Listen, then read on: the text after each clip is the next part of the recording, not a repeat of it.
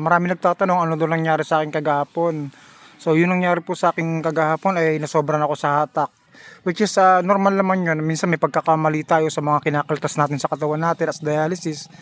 So nagkataon po na medyo malaki yung nakaltas sa akin kaya sumakit yung dibdib ko.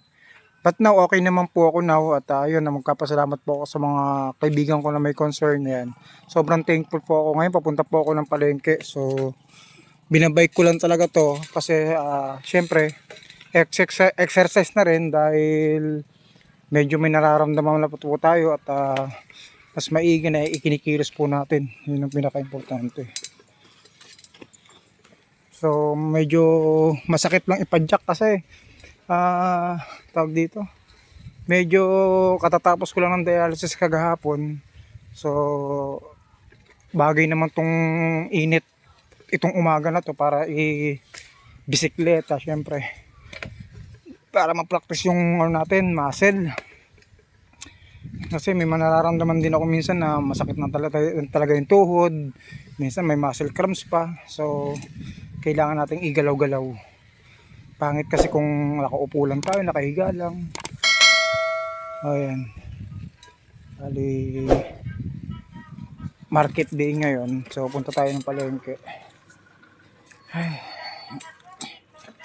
Kaayos lang kasi ng kalsada dito. So ayan, laktaw muna tayo. Hiram muna tayo ng ano.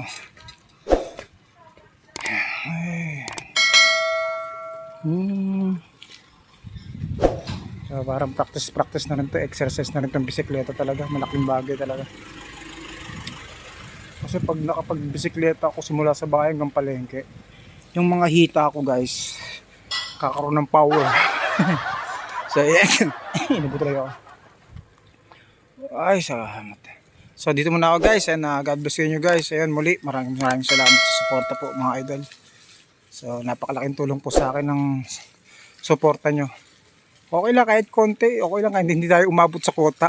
Malaga, di ba? Kahit konti, yung mga advice nila, concern, napaka-importante yun. Yun yung mga nagpapatibay sa atin as dialysis na meron pang halaga yung buhay natin. Kasi sa iba parang wala nang halaga. Ganun talaga yun. So ayan guys, dito muna ako guys. Good guys. So hindi pa ako nakakarating doon sa palengke. Nandito pa ako sa tulay. So ay, pahinga muna syempre, maga pa naman. So ako lang naman mag-isa kakain sa bahay. Wala naman nagmapadali.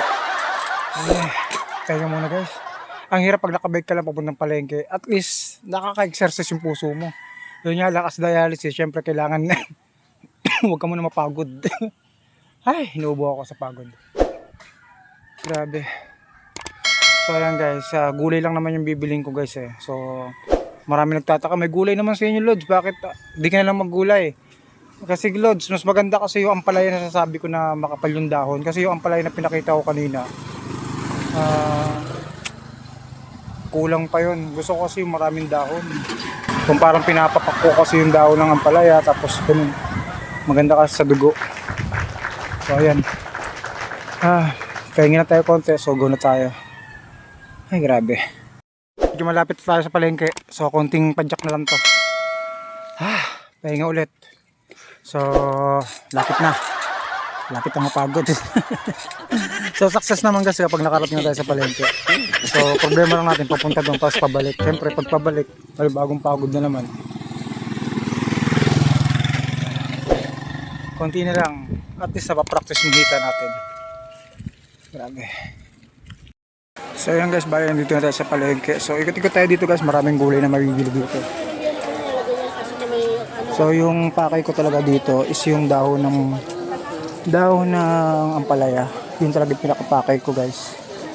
So kamukha nito. Magkano dito na 25. So isipin nyo guys, 25 to guys, diba? Kung bibili ka ng isa, magkano to? 35. O ito na lang, 35. Tapos sa kamatis, magkano 1 quart? 30. Pati gano'n, 30 ang 1 quart. So bili lang tayo ng tatlo. Tatlo lang, okay na yan. Yan. Sa pako, magkano yung pako? 26, 25. Guys, tingnan mo yung pako guys. Oh. So, masarap to kapag ano lang, steam lang yung ano. So, bili tayo nito. So, ayan guys. So, bili tayo. So, check natin mamaya. Papakita ko sa tingin ko guys, pwede na to kasi marami na rin naman. Compare dun sa iba, pag bibili ka sa iba, 30, 40. So, ayan yung pinamili ko guys.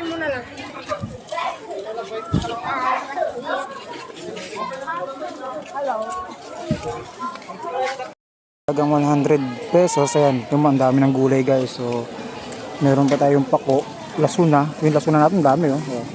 Yung pako yung pinakamasarap dyan guys. So, the best talaga, yun yung pinaka-paborito ko. So, pauwi na tayo guys. Bago na namang tayo guys. So, marami pa rin tao dito sa palengke. Ayan oh. So, okay lang itong bilhin natin, sulit to. So, yung 100 natin, kung ibibili namin doon sa malapit, kukulangin pa yun. Siguro ulam muna lang niya tayo sa umaga, pero pag ganito guys, hanggang gabi na yan. So, di ba? Ang laking tipid pag dito ka sa palengke. Talagang hirap lang sa pag-jack. Pag wala kang mayroon mo ng motor, pag-jack lang, pero okay na yung exercise. So, uwi na tayo guys.